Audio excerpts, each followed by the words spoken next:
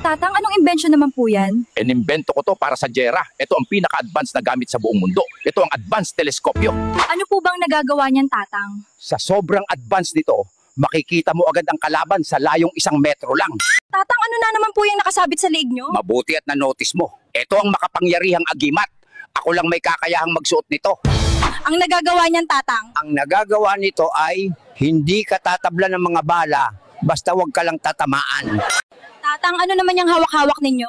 Mga dalubhasa lang ang nakakagawa nito. Ito ang bago kong imbento. Ito ang alarm clock bomb. Panggera po ba yan? At ano po ang nagagawa niya? Oo, panggera to. Sobrang unique to kasi ang nagagawa nito ay sasabog muna bago a-alarm.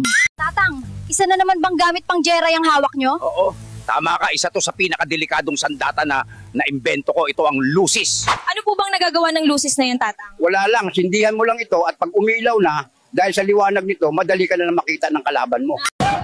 Tatang, ano na naman po yan? Ito ang giant paputok na triangle. Ginawa ko to para sa Jera. Sesendihan mo pa lang, sasabog na. Pwede nyo bang i-testing yan, Tatang? Ano ako, tanga? Mahal ko pa ang buhay ko. Ikaw magsindi kung gusto mo. Sir, ano po ang ginagawa nyo?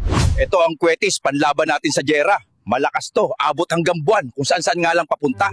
Handa na ako para sa Jera!